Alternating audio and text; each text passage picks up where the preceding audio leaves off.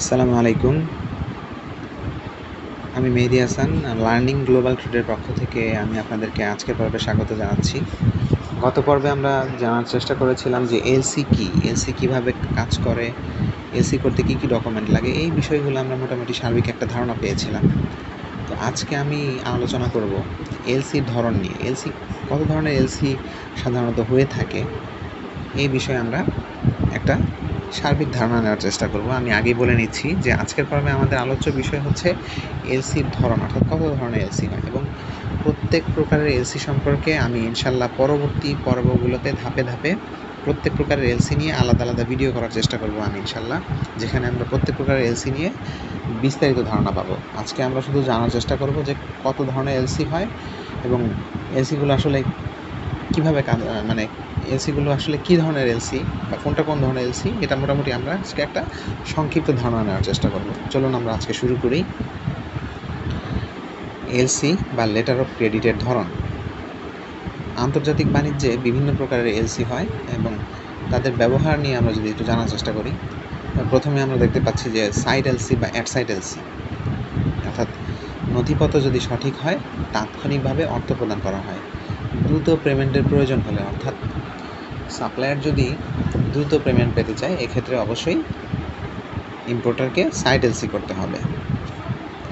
এরপর রয়েছে ইউজেন্স এলসি বা deferred LC, deferred payment LC. অর্থাৎ ডিফার্ড এলসি হচ্ছে যে আপনি ক্রেডিট টার্মের ভিত্তিতে আপনি সাপ্লায়ারের কাছ থেকে পণ্য ক্রয় করবেন, সেক্ষেত্রে একটা নির্দিষ্ট চুক্তির মাধ্যমে একটা নির্দিষ্ট সময় পরে 30 দিন, 60 দিন বা 90 দিন বা হতে পারে 120 দিন বা হতে পারে 180 দিন, একটা নির্দিষ্ট সময় পরে সাপ্লায়ারকে পেমেন্টের নিশ্চয়তা প্রদান করবেন।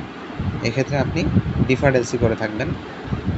ডিফার্ড এলসি ছাড়াও ডিফার্ড এলসি আরেকটা ধরন রয়েছে যে ইউপাস এলসি বলা হয়, ইউজেন্স পেয়েবল অ্যাট সাইট এলসি। অর্থাৎ এই ইউজেন্স পেয়েবল অ্যাট সাইটের এলসিটা হচ্ছে এরকম যে এটি এক্সপোর্টারের জন্য, যিনি পণ্য এক্সপোর্ট করবেন তার জন্য এটি সাইড এলসি হিসেবে কাজ করবে, আর যিনি পণ্য ইম্পোর্ট করবেন তার জন্য এটি ডিফার্ড এলসি হিসেবে কাজ করবে। অর্থাৎ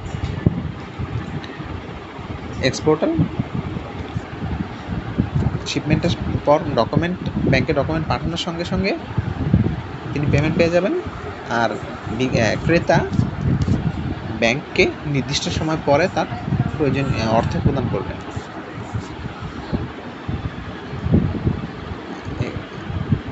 দেখতে পাচ্ছি আমরা যে রিভোকেবল এলসি, অর্থাৎ রিভোকেবল এলসি হচ্ছে ক্রেতা বা ব্যাংক বিক্রেতার অনুমতি ছাড়াই শর্ত পরিবর্তন বা বাতিল করতে পারে।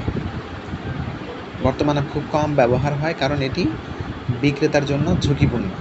হ্যাঁ, এখানে ঝুঁকিপূর্ণ কারণ হচ্ছে যে ক্রেতা অথবা বিক্রেতা মানে ব্যাংকের কোনো অনুমতি বা তিন পক্ষের যে কেউ চাইলে এই এলসি পরিবর্তন করতে পারে। এজন্যই এটি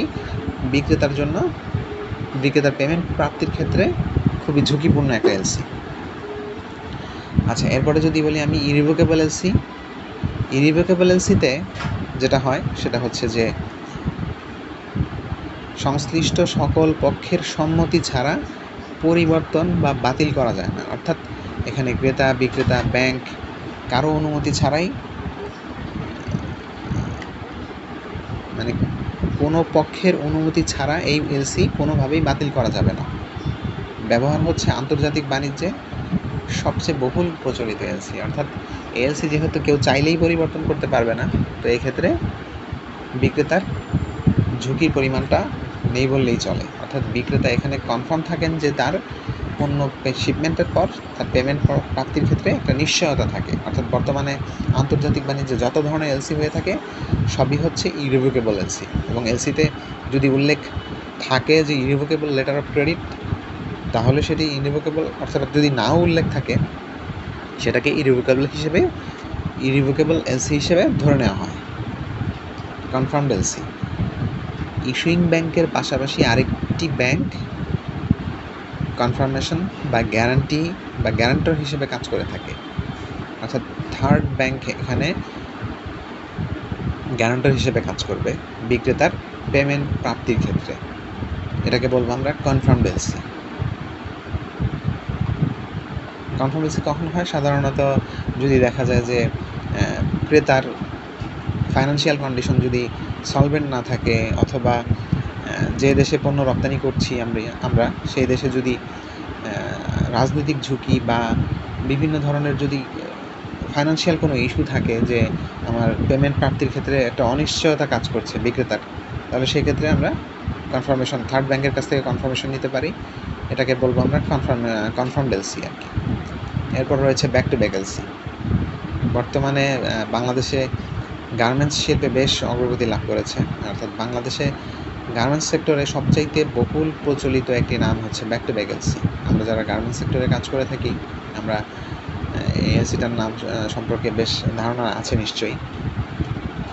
ব্যাক টু ব্যাক এলসি হচ্ছে যে মাস্টার এলসি, অর্থাৎ এক্সপোর্টারের কাছ থেকে যে মাস্টার এলসি পেয়ে থাকি আমরা, বায়ারের কাছ থেকে যে মাস্টার এলসি আমরা পেয়ে থাকি, তো সেই মাস্টার এলসির বিপরীতে আমরা এক্সপোর্টাররা আমাদের পণ্য উৎপাদনের জন্য যে কাঁচামালগুলো সংগ্রহ করি আমরা, অ্যাক্সেসরিজ, বিভিন্ন ধরনের অ্যাক্সেসরিজ, কটন, এরপর ইয়ার্ন, ফ্যাব্রিক, এই সমস্ত জিনিস যখন আমরা সাপ্লায়ারের কাছ থেকে সংগ্রহ করি, তখন সেই সাপ্লায়ারের উদ্দেশ্যে আমরা back to back LC open করে থাকি ব্যাংকের ক্ষেত্রে, কার এগেনস্টে? সেই মাস্টার এলসিকে ভিত্তি হিসেবে ধরে। আচ্ছা, এরপর যদি আমি দেখি ট্রান্সফারেবল এলসি। এটি কী ধরনের এলসি? আংশিক বা সম্পূর্ণভাবে অন্য কোনো বিক্রেতার কাছে হস্তান্তরযোগ্য। অর্থাৎ বায়ার যখন একটা এলসি প্রদান করে, তখন আমাদের দেশে এক্সপোর্টার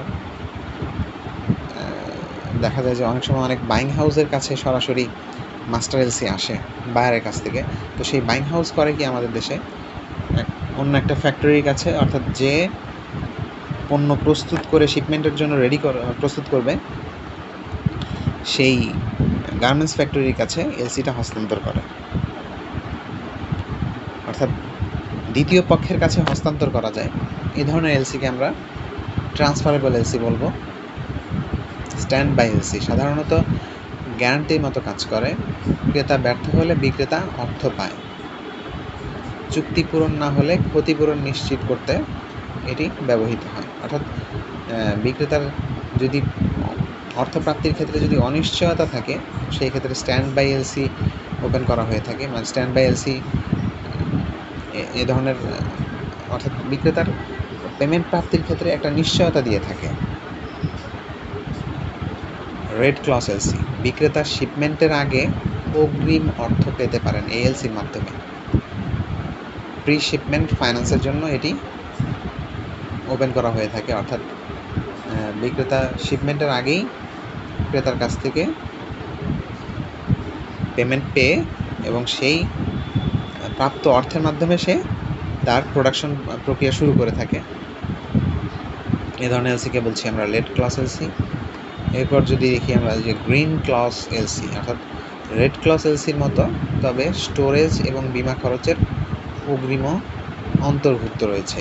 মানে কিছু কস্ট অ্যাড হয়ে থাকে এর সাথে।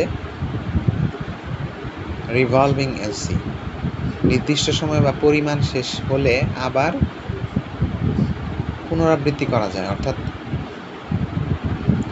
এই এলসিটা সাধারণত মানে রিনিউ করা, এলসি তো একটা নির্দিষ্ট সময়সীমা থাকে, অর্থাৎ এক্সপায়ারি ডেট থাকে।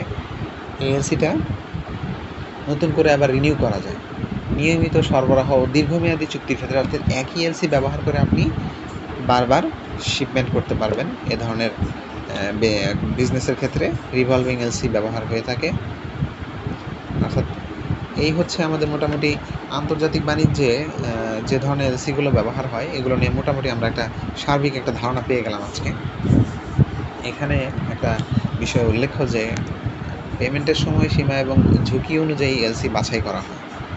অর্থাৎ পেমেন্টের সময় কত সময়ের মধ্যে পেমেন্ট পাবো, কী কী রিস্কগুলো রয়েছে পেমেন্ট প্রাপ্তির ক্ষেত্রে বা পণ্য শিপমেন্টের ক্ষেত্রে, ইনকোটার্মস, তারপর পেমেন্ট মেথড, এই সমস্ত বিষয় বিবেচনা করে আসলে এলসি, বিভিন্ন ধরনের এলসি ওপেন করা হয়ে থাকে। বাস্তবে আমরা যে irrevocable LC, sight LC, usance LC, confirmed LC এবং ব্যাক টু ব্যাক এলসি সবচেয়ে বেশি ব্যবহৃত হয়। এই এলসিগুলোই আমরা সাধারণত দেখবে কাজ করতে গেলে সবচেয়ে বেশি আমাদের এই এলসিগুলো সম্পর্কে আমরা ধারণা পেয়ে থাকি। তো এই ছিল মোটামুটি আজকের আলোচনা। তো এখানে একটা বিষয় বলে রাখা দরকার যে আমরা যখন প্র্যাকটিক্যালি কাজ করতে যাব এই এলসিগুলো সম্পর্কে আমরা বিস্তারিত ধারণা পাবো ইনশাল্লাহ। আর আমি ইনশাল্লাহ পরবর্তী পর্বগুলোতে ধাপে ধাপে প্রত্যেক প্রকারের এলসি নিয়ে বিস্তারিত আলোচনা করবো ইনশাল্লাহ। আপনারা অনুগ্রহ করে আমার চ্যানেলের সঙ্গেই থাকবেন এবং আমার চ্যানেলটিকে অনুগ্রহ করে সাবস্ক্রাইব করবেন অবশ্যই। এবং আমি আশা করি যে আমার লার্নিং গ্লোবাল ট্রেডের মাধ্যমে আমি আপনাদের কাছে কমার্শিয়াল রিলেটেড যত ইনফরমেশন, যত নলেজ আছে আমি আপনাদের সাথে শেয়ার করতে চাই। অনুগ্রহ করে অবশ্যই আমার ভিডিওটা দেখার পর আপনারা সবাই আমার কমেন্টসে জানাবেন এবং অনুগ্রহ করে আমার চ্যানেলটিকে অবশ্যই সাবস্ক্রাইব করবেন। ধন্যবাদ, সবাই ভালো থাকবেন। আসসালামু আলাইকুম।